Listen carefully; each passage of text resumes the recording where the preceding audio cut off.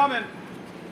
You know, as you know, we're standing outside here of the headquarters of Verizon, Virginia, and we're here along with other groups that's all the way up to Massachusetts. You know, we're joining in with them today because we want to show a message, send a show of solidarity. So my name is Richard Hatch. I'm Executive Vice President of the local, and it's great to see everybody out here. It's great to see everybody wearing red. This great show of support. We're here in the evening. We're after work. We could be at home with our families, but we know how important this is. We know how important it is to fight for what we've given to this company. Right? We see these signs out there. Stop the use of the contracting. Every Verizon job a union job.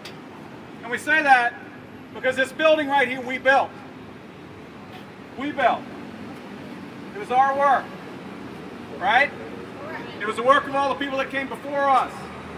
Our retirees that are out here. It was the work that they did that made this company what it is and made it successful. And so all we ask is we don't want to bankrupt the company. We want the company to be successful. Because if the company is successful, then we still have jobs. We want the customers taken care of. We want them to provide broadband and provide service throughout all of Virginia. And what we want to do is share in that success. But what do we get? We get these bargaining proposals put across the table. Major concessions on health care. To the point where they want you to not only pay every week, but they also want to, for a family, up to $3,000 deductible before you start to get service, for a total of up to $6,000 a year for a family. That's a big hit. And for our retirees that are out there, some of our retirees, they're retired back in the 70s. They're getting pensions right now of $300 to $400 a month, which at the time was a good pension. Right now, it's hard to live on that. And it's especially hard if you're being asked to pay for your medical. Eliminate job security.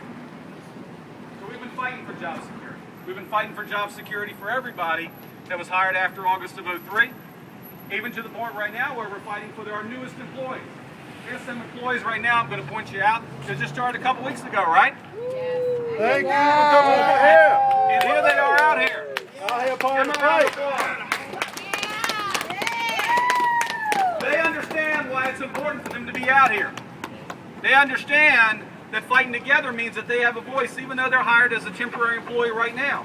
But what do we want to do? Is a lot of people in here hired as temporary or term employees, but you ended up having a career. Why? Because we fought for it, because we stood together. And that's what we're doing. They're standing here with everybody else so they can fight for the retirees, so we can fight for them, so we can stand together.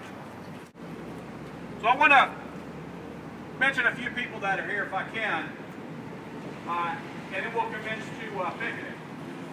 But the first thing I want to mention is our corrections officers. We have corrections officers that are here, and we've been fighting for them, and they're here to fight for us. Woo! Yep. So they came from down in Greensville, right? They came from down there to come up here for today. And so it's union member sticking with union member. And that's how we win this. That's how we win this, because an injury to one is going to be an injury to all. Now, Don would like to say a few words here.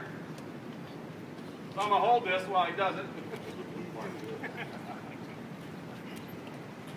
First of all, I want to say everybody. Can you hear that? Yell it out there. I want to say congratulations to everybody for coming out here and participating in this effort. Now, generally when I attend these types of rallies and whatnot, I'm wearing a blue t-shirt that says NCPSO. I spent my career in the public sector in the Department of Corrections. But what I hope everybody to take away from this is that this is not one group's fight. This is not one worker's fight. This is every worker's fight. Now I watch the news, I watch MSNBC and CNN and NBC and all of this stuff. So I know that Verizon is one of the most profitable companies in the history of this country. And Verizon was one of the most profitable countries this year in America. So it's not like this company is facing the threat of bankruptcy. They're not facing a situation where they can't afford to pay the decent salaries and the decent wages to the people who are providing the sweat and blood, who are out here doing the work, in the call centers, running the line, hooking up the system. And this is what allows this company to be so profitable. But why would they want to take away from you the things that you have rightfully earned? So I just want to leave you with that. This is not just Verizon's fight. This is every worker's fight. And we all have to stand together. We rise together, we fall together. Yep. Thank you, sir. And for those of you who don't know, we're fighting for a contract. By law, they can't have one. By law, they can't have one. And so every day is a fight for them. And it's not just a fight for a lot of the things that we deal with. It's a fight for their lives. They fight for the security to make sure that they have the materials and the tools and the resources to do their job, and also to protect all of us. All of us. So thank you for what you do, and thank you for being here. Thank you. A couple other people I want to just represent or introduce. Ray Davenport, he's the Secretary-Treasurer of the Virginia State AFL-CIO. Thank you, sir, for being here. And the AFL-CIO represents about 100,000 union members in the state of Virginia, and he's out here supporting us. Absolutely. Appreciate it. Thank you. Another person I want to introduce. Come here, Glen. I was trying to figure who it was. I came beside. So this is Glen Besa. For those who don't know, Glen is the director of the Sierra Club for the state of Virginia. Director? Right. And so you're thinking, why is the Sierra Club here? Hopefully you know by now, but if you don't, I'm going to tell you. So Glen represents about 17,000 Sierra Club members in the state of Virginia. And they have been working with us to try to increase broadband. A few other things, but mainly broadband, right? Because, I'm going to speak for you, but, and correct me if I'm wrong, but for the Sierra Club, when you have broadband, you have stable communities. You have people able to work in the areas that they live in. So they work there, it's stable. You reduce the need for travel, you reduce the need for people constantly moving, so people care about the environment. They take care of where they live. Right? Good? All right. Of course, to us, it's jobs. It's jobs and also making sure that our members are taken care of and that our customers are taken care of and that we keep expanding the customers that keep knocking on our door every day when we're driving around in our vans going, you got FiOS yet? Happens everywhere. All of our technicians have had that happen to them. And so, Glen, we thank you for being here. We appreciate you standing up with us. We had a fight. One of our hard-working members right there going to work.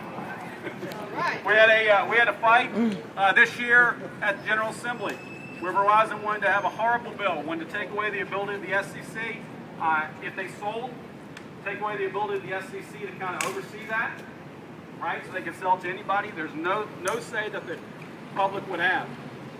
Also take away the carrier of last resort provisions and take away the protections that consumers have for price control.